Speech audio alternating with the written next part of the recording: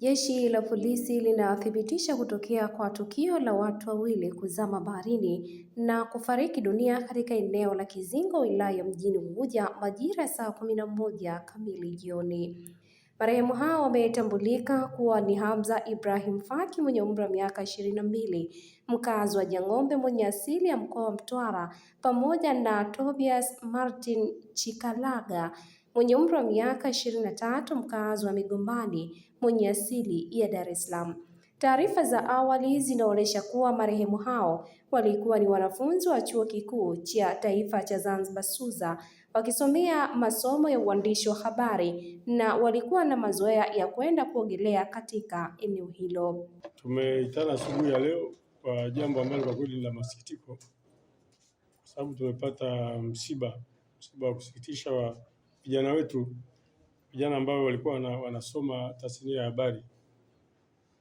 Wamepata tatizo kama ambavyo nitakavyoeleza. Ni kwamba jana majira ya tarehe 16 mwezi wa 5 2026 majira ya saa 11 jioni, vijana wawili ambao ni Hamza Ibrahim Faki ana miaka 22 na mwenzake Tobias Martin Chikalaga na ana miaka 23, wote hawa ni wa Tanzania bara, lakini wamekuja hapa Zanzibar kwa kazi maalum ya kuongeza taaluma.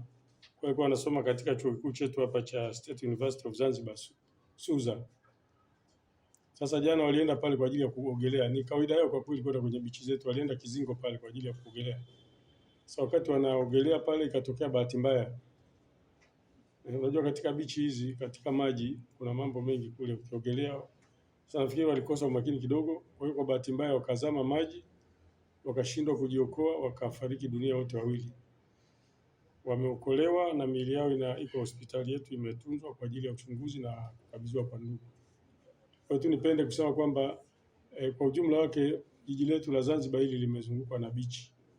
Na hii bichi ya Kizingo hii kwa mara nyingi sana tumepata matatizo ya watu kufariki wanapoogelea. Kwa hiyo wito wangu nataka kusema hapa ni kwamba bichi zipo ni muhimu, lakini mtu anapoenda kuogelea kwanza hakisha na uzoefu na maji, yaani pili awe makini pia wakati akiwa ndani ya maji, kwa sababu maji ya bahari yana tabia ya kubadilika. Kwa hiyo wataka wananchi tu na wageni mbalimbali ambao wanakuja hapa Zanzibar kwa ajili ya kutumia hizi bichi zetu wawe makini.